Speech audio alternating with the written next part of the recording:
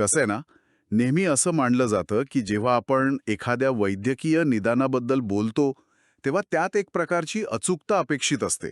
म्हणजे अगदी इंजिनिअरिंगसारखी. एखाद्याचा अपघात झाला आणि समजा हाड मोडलं की एक्स-रेमध्ये ती पांढरी रेष अगदी स्पष्ट दिसते. हो, आणि डॉक्टर बोट ठेवून थेट सांगतात की हे बघा इथे प्रॉब्लेम आहे. अगदी बरोबर. ती गोष्ट अतिशय स्पष्ट आणि बायनरी असते. हाड मोडलं आहे किंवा नाही यात कोणतीही शंका नसते. विज्ञानाचा हाच तर फायदा आहे नाही का? होय ना?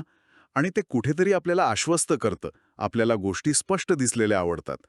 पण जेव्हा आपण विद्यार्थ्यांच्या करिअरच्या निवडीबद्दल बोलतो, विशेषतः 10वी नंतरच्या टप्प्याबद्दल, तेव्हा अचानक ती एक्स-रे मशीन काम करेनासी होते. खरंच, हा मार्ग अत्यंत धुसर वाटू लागतो. आणि गोंधळात टाकणारा सुद्धा. अनेकांना प्रश्न पडतो की आता पुढे काय? सायन्स, कॉमर्स, आर्ट्स की आणखी काही? ज्याला आपण निर्णायक गोंधळाचा टप्पा म्हणू शकतो, असा हा टप्पा असतो. तिथे केवळ एकच योग्य उत्तर नसतं. आणि दुर्दैवाने आपल्या पारंपरिक शिक्षण व्यवस्थेत विद्यार्थ्याच्या प्रत्यक्ष क्षमतेपेक्षा समाजाच्या अपेक्षांचं ओझं जास्त असतं. हो. आणि म्हणूनच आज आपण या विशेष डीप डाईव्ह सत्रात एका अत्यंत महत्त्वाच्या विषयावर आणि एका ठोस पर्यायावर प्रकाश टाकणार आहोत. आज आपण शासकीय ITI मारेगावच्या 2026 प्रवेश प्रक्रियेच्या अधिकृत रूपरेषेचे आणि धोरणात्मक दस्तावेजाचे सखोल विश्लेषण करणार आहोत. नक्कीच. ही केवळ प्रवेशाची माहिती नाहीये बघा. नाही, अजिबात नाही. यामागील तांत्रिक, व्यावहारिक आणि प्रशासकीय बाजू काय आहेत हे आपण टप्प्याटप्प्याने उलगडणार आहोत. आणि एक प्राध्यापिका म्हणून मला हे सांगायला आवडेल की आपण केवळ वरवरची माहिती पाहणार नाही, तर या प्रत्येक प्रक्रियेमागील का आणि कसे हे शोधणार आहोत. कोणत्याही सिस्टीमचं लॉजिक समजलं की विद्यार्थ्यांचा आणि पालकांचा गोंधळ कायमचा दूर होतो. उत्तम. तर मग थेट सुरू करूया. या प्रेझेंटेशनच्या पहिल्या स्लाइडचा शीर्षक आहे slide 1, build your bright future with government ITI Maregaon. हां, यात ॲडमिशन ओपन 2026 अशी घोषणा आहे आणि त्यासोबतच स्किल्ड टुडे, सक्सेसफुल टुमॉरो असा उल्लेख आहे. कौशल्य म्हणजेच उज्ज्वल भविष्याची गुरुकिल्ली असं म्हटलंय. पण हे ऐकायला छान वाटलं, तरी कौशल्य म्हणजे नेमकं काय? नुसतं काम शिकणं? इथे वापरलेला कौशल्य हा शब्द आपल्याला अर्थशास्त्राच्या आणि मानवी भांडवलाच्या दृष्टिकोनातून समजून घ्यायला हवा. कौशल्य हे केवळ एखादं काम शिकणं नसतं. अच्छा, मग काय असतं? जेव्हा आपण स्किल्ड टुडे सक्सेसफुल टुमॉरो म्हणतो, तेव्हा आपण प्रत्यक्ष उत्पादकतेबद्दल बोलत असतो. एक साधा विचार करूया. एखाद्या व्यक्तीकडे अर्थशास्त्राची पदवी आहे, पण प्रत्यक्ष बँकेत खाती कशी हाताळायची हे माहिती नसेल, तर ती पदवी तात्काळ उपयोगी पडत नाही. बरोबर. या उलट कौशल्य म्हणजे अशी क्षमता जी आज शिकली आणि उद्या थेट अर्थव्यवस्थेत व्हॅल्यू निर्माण करण्यासाठी वापरली गेली. हे मानवी हातांचं आणि मेंदूचं असं प्रशिक्षण आहे जे थेट रोजगाराशी जोडलं जातं. आता आपण पुढच्या स्लाइडकडे वळूया. Slide 2. Y choose ITI after 10th? इथे माझ्यासारख्या सामान्य माणसाला एक मोठा प्रश्न पडतो. कोणता? समाजात आजही असा समज आहे की 10वी नंतर 11वी 12वी मग पदवी असा पारंपरिक लांबचा मार्ग हाच सुरक्षित आहे. पण इथे एका बाणाच्या आलेखात the fast track ITI career path विरुद्ध तो लांबचा मार्ग दाखवलाय. आणि यात लवकर कमाई म्हणजे अर्न अर्ली इन लाईफ आणि शून्य बेरोजगारीचा धोका असे दावे केलेत. हे कसं शक्य आहे? हा अत्यंत महत्वाचा प्रश्न आहे. याचं उत्तर वेळेचं मूल्य आणि संधीची किंमत या दोन संकल्पनांमध्ये दडलंय. पारंपरिक शिक्षण हे लांबच्या पल्ल्याचं असतं, जिथे विद्यार्थी किमान 5 ते 7 वर्षे केवळ थेरीचा अभ्यास करतात. हो, आणि तोपर्यंत मार्केट बदललेलं असतं. अगदी बरोबर. या उलट ITIचा मार्ग हा अल्पकालीन प्रात्यक्षिक शिक्षणावर आधारित आहे. यात शून्य बेरोजगारीचा धोका का आहे? कारण इथे उद्योग क्षेत्राला जे हवंय तेच शिकवलं जातं. उमेदवारीच्या काळात म्हणजे सशुल्क उमेदवारी ज्याला आपण पेड अप्रेंटिसशिप्स म्हणतो, तिथे विद्यार्थ्यांना काम करताना पैसे मिळतात. म्हणजे पारंपरिक मार्गात इनपुट जास्त आणि आउटपुट अनिश्चित. होय, आणि या फास्ट ट्रॅक मार्गात इनपुट कमी असूनही आउटपुट म्हणजे रोजगार जवळजवळ 100% निश्चित असतो. हे आकर्षक वाटतंय. पण मग पुढचा मुद्दा येतो. आता वळूया slide 3. Basis of admission, pure merit, प्रवेशाचा आधार, केवळ गुणवत्ता या स्लाइडकडे. इथे एका तराजूचं चित्र आहे. एका बाजूला 10वीचे गुणपत्रक आणि दुसरीकडे ITI जागा. प्रवेश केवळ 10वीच्या एकूण गुणांवर मिळतो आणि कोणतीही वशलेबाजी नाही असं म्हटलंय. हे प्रत्यक्षात कसं साध्य होतं? कोणत्याही पारदर्शक प्रशासकीय प्रणालीचं गमक हे मानवी हस्तक्षेप कमी करण्यात असतं. जेव्हा आपण संगणकीकृत गुणवत्ता यादी वापरतो तेव्हा सिस्टीममधील अल्गोरिदम केवळ विद्यार्थ्यांचे 10वीचे गुण हाच डेटा घेतो. म्हणजे सिस्टीमला जात, धर्म किंवा ओळख समजत नाही. अजिबात नाही. त्याला फक्त आकडे समजतात. आणि या प्रक्रियेत सर्वोच्च स्तराची सुरक्षितता आणण्यासाठी संपूर्ण नोंदणी काटेकोरपणे आधारित केली आहे. पण इथे मोठा इशारा आहे. प्रक्रियेदरम्यान मोबाईल नंबर बदलू नका. एक नंबर बदलल्याने एवढा काय फरक पडतो? खूप फरक पडतो. कारण इथे मोबाईल नंबर ही विद्यार्थ्याची डिजिटल आयडेंटिटी असते. माहिती तंत्रज्ञानाच्या भाषेत हा नंबर एक युनिक की म्हणून काम करतो. जर नंबर बदलला तर डेटाबेसमध्ये तफावत निर्माण होते. सिस्टीम विद्यार्थ्याला ओळखू शकत नाही आणि OTP पोहोचत नाही. बापरे, म्हणजे गुणवत्ता असूनही प्रवेश हुकू शकतो. होय, केवळ एका तांत्रिक चुकीमुळे. हे लक्षात ठेवणं गरजेचं आहे. आता आपण पुढच्या स्लाइडकडे वळूया. Slide 4. Introduction, the admission portal. प्रस्तावना, प्रवेश संकेतस्थळ. इथे admission.dvt.gov.in या संकेतस्थळाचा उल्लेख आहे. महाराष्ट्रभरातील सर्व शासकीय आणि खासगी ITI एकच पोर्टल आहे. ही एक खिडकी योजना किंवा CTS स्कीम आहे. आणि या आकृतीत 3 वर्तुळं दाखवली आहेत. प्रशासकीय दृष्टिकोनातून इतका मोठा डेटा एकाच जागी हाताळणं कठीण नाही का जात? याला आपण IT मध्ये सेंट्रलाइज्ड ऑनलाईन सिस्टम म्हणतो. लाखो विद्यार्थ्यांचा डेटा एकाच सर्व्हरवरून संकलित होतो. हे गुंतागुंतीचं असतं, पण युजर इंटरफेस विद्यार्थ्यांसाठी सोपा बनवला जातो. म्हणूनच इथे लिहिलंय की सर्व ITI रोज सकाळी 10 ते 11 मोफत मार्गदर्शन सत्रे असतात. अगदी बरोबर. हा सिस्टममधील मानवी स्पर्श आहे, ज्यामुळे तंत्रज्ञानाची भीती वाटणाऱ्या कोणताही विद्यार्थी वंचित राहू नये. आता आपण पुढच्या स्लाइडकडे वळूया. स्लाइड 5. कोर टाइमलाईन आणि डेडलाईन्स. महत्त्वाच्या तारखा आणि वेळापत्रक. 21 मे 2026 रोजी सकाळी 11 वाजता ऑनलाईन अर्ज आणि शुल्क भरणे सुरू होतं. त्याच दिवशी ITI अर्ज निश्चिती सुरू होते. आणि मग 1 जून 2026 रोजी विकल्प व प्राधान्य म्हणजे ऑप्शन फॉर्म भरणे सुरू होते. या तारखांचे एवढं महत्त्व काय आहे? कोणत्याही मोठ्या IT सिस्टममध्ये फेजेस डिझाईन करणं आवश्यक असतं. हे टप्पे म्हणजे सिस्टमचे चेकपॉइंट्स आहेत. अच्छा, म्हणजे एकदम गर्दी होऊ नये म्हणून? बरोबर. 21 मे रोजी डेटा इनफ्लो सुरू होतो. हा कच्चा डेटा असतो. जेव्हा विद्यार्थी अर्ज निश्चिती करतो तेव्हा तो डेटा प्रमाणित होतो. जर सर्व्हरवर पहिल्याच दिवशी अर्ज आणि ऑप्शन फॉर्म एकत्र सुरू केले तर प्रचंड मोठा ताण येऊन सर्व्हर क्रॅश होऊ शकतो. म्हणूनच 1 जूनची तारीख ठेवली आहे. तोपर्यंत डेटा लॉक झालेला असतो. क्या बात है. आता आपण थेट विषयाला हात घालूया. पुढची स्लाइड आहे slide 6. Available trades for 2026 admissions. इथे at a glance career opportunities matrix दिलंय. Electrician, fitter, mechanic motor vehicle, welder, COPA, cosmetology आणि शिवणकला तंत्रज्ञान. हे पर्याय पाहून आश्चर्य वाटतं. का बरं? म्हणजे हे केवळ कोर्सेस नसून अर्थव्यवस्थेचे छोटे इंजिनच वाटतात. तंतोतंत वर्णन केलं तुम्ही. हे मॅक्रो इकॉनॉमिक सेक्टर्सचे स्तंभ आहेत. मॅन्युफॅक्चरिंग, IT, ऑटोमोबाईल हे ट्रेड्स उद्योग जगताच्या सप्लाय आणि डिमांडशी थेट जोडलेले आहेत. हे केवळ मजूर तयार करत नाहीत, तर कुशल तंत्रज्ञ घडवतात. आता आपण पुढच्या स्लाइडकडे वळूया. स्लाइड 7. इलेक्ट्रिशियन. यात 20 जागा आहेत. इलेक्ट्रिकल वायरिंग, इंडस्ट्रियल काम आणि सोलर सिस्टम्स. याला विद्युत क्षेत्रात सरकारी नोकरीची सुवर्णसंधी म्हटलंय. आजकाल वीज आणि विशेषतः सौर ऊर्जेचा वापर खूप वेगाने वाढतोय, नाही का? हो, आपण आता एका ट्रान्झिशन फेजमधून जात आहोत. ग्रीन एनर्जी हा भविष्याचा पाया आहे. आजचा इलेक्ट्रिशियन फक्त घरातले फ्यूज बांधत नाही. मग तो काय करतो? तो सोलर पॅनल्सची योग्य मांडणी करतो, DC ऊर्जा इन्व्हर्टरच्या माध्यमातून AC मध्ये बदलतो आणि मुख्य पॉवर ग्रीडसोबत सिंक करतो. भविष्यात इलेक्ट्रिशियन्सची ही वाढती मागणी प्रचंड असणार आहे. आता पुढची स्लाइड बघूया. स्लाइड 8. इलेक्ट्रिशियन ट्रेड प्रशिक्षण. कौशल्य आणि करिअरचा प्रवास. 2 वर्ष कालावधी, 10वी उत्तीर्ण, वय किमान 14. विभाग 1 मध्ये मूलभूत कौशल्य आहेत. सुरक्षितता, अर्थिंग, ट्रान्सफॉर्मर आणि ओहम व किर्चॉफचे नियम. आणि विभाग 2 मध्ये फिरणारी यंत्रे, EV, सोलार. मला सांगा, प्रात्यक्षिक कामात ओहम आणि किर्चॉफच्या नियमांचा काय उपयोग? एक प्राध्यापिका म्हणून हे सांगायला मला खूप आवडेल.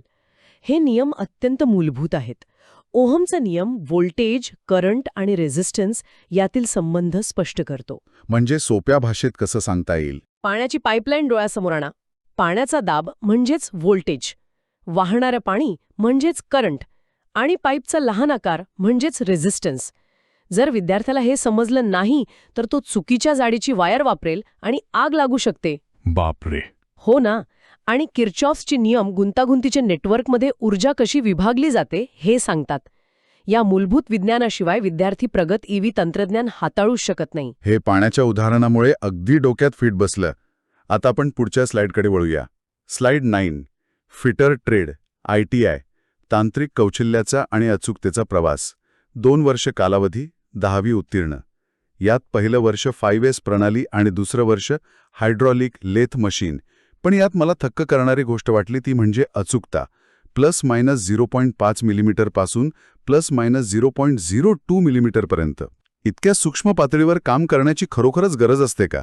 घरातला नट बोल्ट सैल असला तर चालतो, पण विमानाचं इंजिन बनवताना ते चालत नाही. इंजिनिअरिंगमध्ये अचूकता आणि टॉलरन्स या कळीच्या संकल्पना आहेत.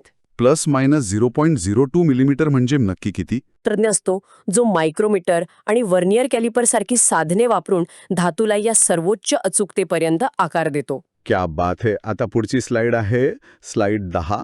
Mechanic motor vehicle, MMV. तंत्रज्ञान आणि करिअर मार्गदर्शिका. 2 वर्ष कालावधी. पहिले वर्ष डिझेल इंजिन ओव्हरहॉलिंग, दुसरे वर्ष ट्रान्समिशन, ECU डायग्नोस्टिक्स आणि EV परिचय. इथे पारंपरिक इंजिन आणि नवीन EV एकत्र कसं काय? कारण ऑटोमोबाईल क्षेत्र सध्या तांत्रिक स्थित्यंतरातून जात आहे. आपण पारंपरिक इंजिनकडून आता इलेक्ट्रिक वाहनांकडे वेगाने वळत आहोत. त्यामुळे आजचा मेकॅनिक फक्त नट बोल्ट कसणारा राहिला नाहीये. तो सॉफ्टवेअर इंजिनियर पण बनलाय. एक प्रकारे हो. ECU तपासणं म्हणजे लॅपटॉपद्वारे वाहनाच्या मेंदूशी थेट संवाद साधणं.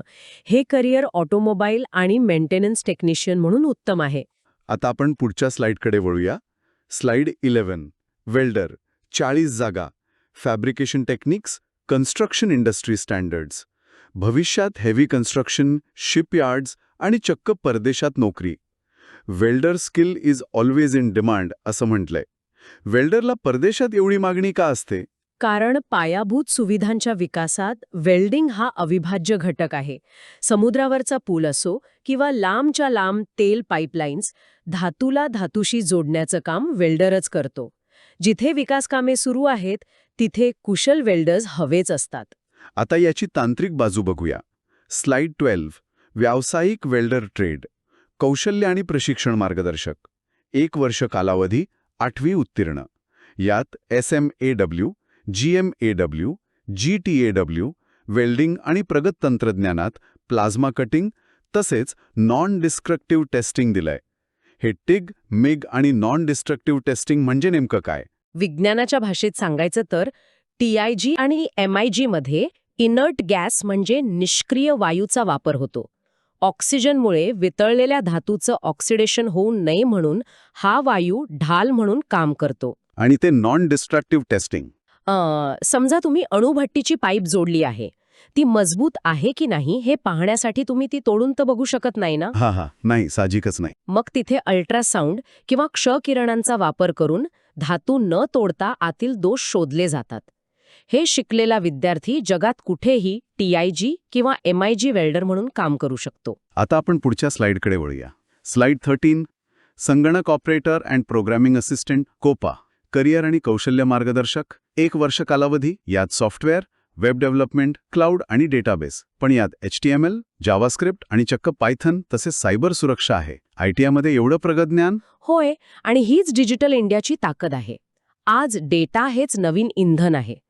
पायथन शिकवताना आपण विद्यार्थ्याला लॉजिकल थिंकिंग आणि ऑटोमेशन शिकवतो. पण सायबर सुरक्षेची काय गरज?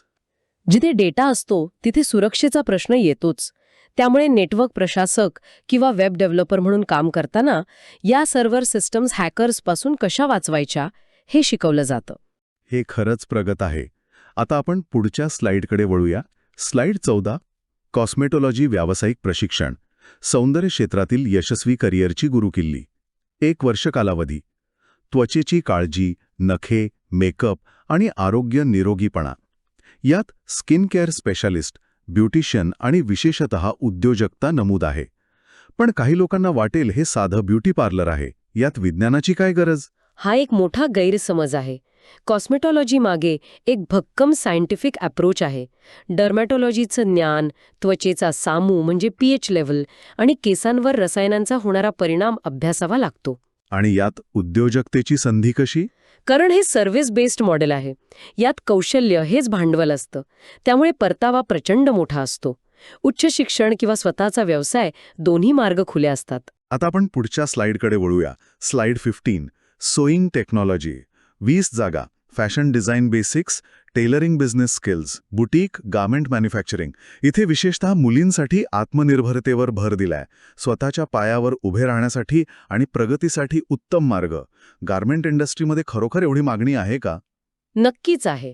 लोकसंख्या वाढतीये आणि फॅशन ट्रेंड्स रोज बदलतायत.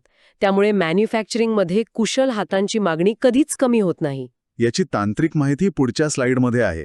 स्लाइड 16. शिवणकला तंत्रज्ञान, कौशल्य विकास आणि करिअर मार्ग. 1 वर्ष प्रशिक्षण. यात सीम्स, डार्ट्स आणि पॅटर्न ड्राफ्टिंग आणि स्केचिंग आहे. नुसते कपडे शिवण्यापेक्षा हे पॅटर्न ड्राफ्टिंग कसं वेगळं आहे? कसं आहे ना, पॅटर्न ड्राफ्टिंग हे भूमितीचं एक रूप आहे.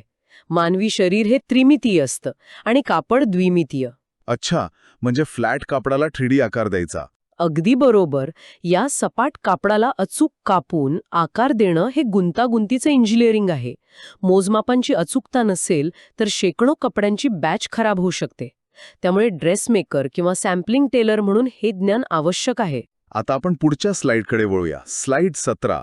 World class facilities at ITI Maregaon. सुसज्ज कार्यशाळा, आधुनिक कॉम्प्युटर लॅब, कुशल तांत्रिक कर्मचारी आणि प्रात्यक्षिक प्रशिक्षण, करिअर मार्गदर्शन या सुविधांमुळे खरोखरच दर्जा उंचावतो का? खूप मोठा फरक पडतो. थिअरीचं प्रत्यक्ष कामात रूपांतर केल्याशिवाय ज्ञान पूर्ण होत नाही. म्हणजे नुसतं पुस्तक वाचून उपयोग नाही. नाही. जेव्हा विद्यार्थी सुसज्ज कार्यशाळेत स्वतः काम करतो तेव्हा ती माहिती त्याच्या मसल मेमरीमध्ये साठवली जाते. येथील कुशल कर्मचारी थिअरी आणि प्रॅक्टिकल यातील दरी मिटवण्याचं काम करतात. आणि याचं फळ आपल्याला पुढच्या स्लाइडमध्ये दिसतं. Slide 18. Success and career opportunities. Skill India mission. Central व state government jobs, top private company jobs, paid national apprenticeship आणि स्टार्टअप. कौशल्य हेच नवे सामर्थ्य. नोकरी मिळवण्यापासून ते उद्योजकतेपर्यंतचा हा प्रवास कसा घडतो? अप्रेंटिसशिप हा एक महत्वाचा पूल आहे. वर्गखोलीत शिकलेलं ज्ञान प्रत्यक्ष दबावाखाली कसं वापरायचं हे विद्यार्थी इथे शिकतो. आणि जेव्हा त्याला उद्योजकतेचे धडे मिळतात तेव्हा तो बाजारातील गॅप ओळखतो. म्हणजे तो स्वतःचा व्यवसाय सुरू करतो. होय. आणि तो केवळ नोकरी मागणारा राहत नाही तर नोकरी देणारा बनतो. हे खरंच प्रेरणादायी आहे. पण हे सगळं मिळवण्यासाठी प्रवेश प्रक्रिया पार करावी लागते. आता वळूया slide 19. The 4 step master blueprint. प्रवेश प्रक्रियेच्या 4 मुख्य पायऱ्या. ऑनलाईन अर्ज भरणे आणि शुल्क भरणे. अर्ज स्वीकृती केंद्रात म्हणजे ITI मध्ये अर्ज निश्चित करणे. व्यवसाय व संस्थेचे विकल्प भरणे. निवडपत्र तपासणे आणि प्रवेश घेणे. ही साधी रचना प्रशासकीयदृष्ट्या अशी का विभागली आहे? या ब्लूप्रिंट मागील लॉजिकल फ्लो अतिशय स्पष्ट आहे. प्रथम डेटा संकलन, मग पडताळणी, मग विद्यार्थ्यांची पसंती घेणे आणि शेवटी अल्गोरिदमद्वारे वाटप. ही मानवी चुका टाळणारी रचना आहे. आपण आता एकेका पायरीवर सविस्तर बोलूया. स्लाइड 20. स्टेप 1. Form filling. पायरी 1. अर्ज भरणे आणि कागदपत्रे. पोर्टलवर नोंदणी, अचूक माहिती भरणे, मूळ कागदपत्रे आणि झेरॉक्स संच तयार ठेवणे. डेटा एंट्रीचं एवढं महत्त्व काय आहे? IT मध्ये डेटा एंट्री जर अचूक नसेल तर पुढची पूर्ण सिस्टम कोलंबडते. त्यामुळे नोंदणी क्रमांक आणि पासवर्ड सुरक्षित ठेवून अचूक माहिती भरणं ही पहिली अट आहे. आता पुढची slide. Slide 21. Step 2. Application confirmation. पायरी 2. अर्ज निश्चित करणे, कन्फर्मेशन. कोणत्याही शासकीय किंवा खाजगी ITI मध्ये जाणं. अधिकारी मूळ कागदपत्रांची पडताळणी करून पावती देतील, तेही ₹0 खर्चात. पण इथे एक मोठा इशारा आहे. निश्चित न केलेले अर्ज प्रक्रियेतून बाद होतात. हे एवढं कडक का ठेवलंय? यामागे सिक्युरिटी ऑथेंटिकेशनचं कारण आहे. इंटरनेटवर कोणीही खोटा अर्ज भरू शकतो. बरोबर. त्यामुळे प्रत्यक्ष अधिकारी मूळ कागदपत्रे पाहून जेव्हा सिस्टममध्ये कन्फर्म करतो तेव्हा तो त्या माहितीवर डिजिटल शिक्का मारतो. तो शिक्का नसेल तर सिस्टमसाठी तो अर्ज अस्तित्वातच नसतो. आता पुढची slide. Slide 22, step 3, the option form. पायरी 3, विकल्प व प्राधान्य, ऑप्शन फॉर्म. लॉग इन करून व्यवसाय व प्राधान्य निवडणे. केवळ निश्चित केलेले अर्जच हा फॉर्म भरू शकतात आणि परराज्यातील उमेदवारांनी 4थ्या फेरीपर्यंत विकल्प भरणे आवश्यक आहे. सिस्टम हे प्राधान्यक्रम कसे वाचते? सिस्टीममधील अल्गोरिदम विद्यार्थ्याचे गुण आणि त्याने दिलेले प्राधान्यक्रम मॅच करतो. जो सर्वात वरचा आणि गुणानुसार उपलब्ध पर्याय असेल तो त्याला दिला जातो. निवडपत्र आणि प्रवेश. प्रवेश खाते तपासणे आणि ITI मध्ये उपस्थित राहणे. जर कागदपत्र जुळली तर प्रवेश निश्चित, पण माहिती तफावत आढळल्यास प्रवेश त्वरित रद्द आणि प्रक्रियेतून बाद. हे थोडं कठोर नाही वाटत? कठोर वाटतं, पण ते पारदर्शकतेसाठी महत्वाचं आहे. याला डेटा मॅचिंग म्हणतात. जर कोणी ऑनलाईन फॉर्ममध्ये जास्त गुण टाकले असतील आणि मूळ कागदपत्रात तसं नसेल तर अन्याय होऊ नये म्हणून ही सिस्टीम लेव्हलची फायरवॉल आहे. हे समजण्यासाठी पुढच्या स्लाइडवर उत्तम उदाहरणे आहेत. Slide 24, real life application, dos and don'ts, वास्तविक उदाहरणे, काय करावे आणि काय टाळावे. राहुलने ऑनलाईन अर्ज भरला, पण निश्चितीसाठी तो गेला नाही, त्यामुळे तो बाद झाला. स्नेहाने अर्ज भरला, पावती घेतली आणि विकल्प फॉर्म भरला, तिला प्रवेश मिळाला. हे म्हणजे विमानतळावर तिकीट काढून सिक्युरिटी चेक इन न करताच विमानात बसण्याची अपेक्षा करण्यासारखं आहे. अगदी अचूक रूपक वापरलं. सिस्टम मानवी आळसाला वाव देत नाही. स्नेहाने टप्प्याटप्प्याने नियम पाळले म्हणून अल्गोरिदमने तिला योग्य आउटपुट दिलं. म्हणूनच पुढच्या स्लाइडवर चुकांची यादी आहे. Slide 25, critical mistakes to avoid, टाळण्यासारख्या मोठ्या चुका. 1. स्त्री-पुरुष चुकीचे निवडणे. 2. 10वीचे गुण चुकीचे भरणे. 3. वैध प्रमाणपत्र नसताना आरक्षित प्रवर्गासाठी अर्ज करणे. 4. अर्जाची अधिकृत निश्चिती करायला विसरणे.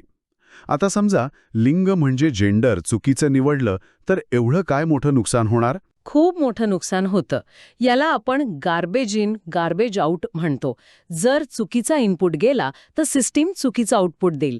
चुकीच्या जेंडरमुळे विद्यार्थ्याचं नाव वेगळ्याच गुणवत्ता यादीत जातं आणि प्रवेशाच्या वेळी तफावत आढळल्याने वर्ष वाया जाऊ शकतं. हे टाळण्यासाठीच पुढची स्लाइड महत्वाची आहे. Slide 26, form filling. Cyber cafe विरुद्ध ITI कॅम्पस. फॉर्म भरणे. सायबर कॅफे विरुद्ध ITI. सायबर कॅफेमध्ये एकूण गुण विचारतात, चुका होतात आणि पैसे लागतात. ITI कॅम्पसमध्ये तज्ज्ञ टीम्स आहेत. फॉर्म बाद होणे टळते आणि हे पूर्णपणे मोफत आहे. तरी लोक तिथे का जातात? माहितीच्या अभावामुळे. सायबर कॅफेमध्ये टायपिंग येतं पण सिस्टमचं लॉजिक माहिती नसतं. ITI मध्ये क्वालिटी कंट्रोल आणि रिअल टाईम व्हॅलिडेशन होतं, जे अत्यंत सुरक्षित आणि आर्थिकदृष्ट्या फायदेशीर आहे. आता आपण पुढच्या स्लाइडकडे वळूया. Slide 27, the seat quota system, जागा वाटप आणि कोटा प्रणाली. शासकीय कोटा 75% जो गुणवत्तेवर आधारित आहे आणि मॅनेजमेंट म्हणजे IMC कोटा 25% जागा. उदाहरणार्थ कोपाच्या 24 पैकी 19 शासकीय आणि 5 IMC जागा असतात. ही गणितीय विभागणी का? याला क्रॉस सबसिडायझेशन म्हणतात. 75%मुळे सामाजिक न्याय आणि मेरिट राखलं जातं, पण संस्था चालवण्यासाठी आणि दर्जा टिकवण्यासाठी निधी लागतो, जो या 25% IMC कोट्यातून मिळतो. हा एक उत्तम व्यवस्थापकीय समतोल आहे. आता आपण या दस्तऐवजाच्या शेवटाकडे आलो आहोत. स्लाइड 28, दी अल्टिमेट सक्सेस चेकलिस्ट, प्रवेश निश्चितीची अंतिम यादी. तुम्ही फक्त अधिकृत पोर्टल वापरत आहात का? योग्य शुल्क भरले आहे का? पावती आहे का? व्यवसाय विकल्प फॉर्म भरला आहे का? सगळी उत्तरे होय असल्यास प्रक्रिया योग्य मार्गावर आहे. हो, पायलट जशी उड्डाणापूर्वी चेकलिस्ट पाहतो तशीच ही विद्यार्थ्याच्या करिअरची चेकलिस्ट आहे. श्रोत्यांनी याचा वापर नक्की करावा. अगदी बरोबर. आणि आता final slide. Conclusion. Admissions open now. Join government ITI Maregaon today. संपर्क 7237202021. प्राचार्य, मोबाईल 9860606224. Email iti.maregaon@dvet.co.in. प्राध्यापिका महोदया, या संपूर्ण प्रेझेंटेशनचा सारांश काय सांगाल? अगदी सोप्या शब्दांत सांगायचं तर हे प्रेझेंटेशन म्हणजे केवळ प्रवेशाची माहिती नाहीये, तर एका विद्यार्थ्याने अकुशलतेकडून अत्यंत प्रगत कौशल्याकडे जाण्याचा हा एक परिपूर्ण आणि तांत्रिकदृष्ट्या प्रगत नकाशा आहे. आजचं हे डीप डाईव्ह सत्र खरोखरच अत्यंत माहितीपूर्ण आणि डोळे उघडणारा ठरलं. आपण तांत्रिक नियमांपासनं ते अगदी वेल्डिंगच्या विज्ञानापर्यंत सर्व काही समजून घेतलं.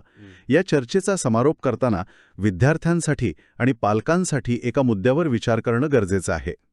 ज्या प्रचंड वेगाने जग बदलत आहे आणि उद्योगांना कागदी पदव्यांपेक्षा प्रत्यक्ष काम करणाऱ्या हातांची गरज भासत आहे, ते पाहता भविष्यात केवळ कागदी पदव्यांपेक्षा असे प्रत्यक्ष कौशल्य आधारित शिक्षण पारंपरिक शिक्षण व्यवस्थेला पूर्णपणे मागे टाकेल का? या प्रश्नावर नक्की विचार करा आणि अधिक माहिती शोधा. पुन्हा भेटूया अशाच एका नवीन आणि रंजक डीप डाईव्ह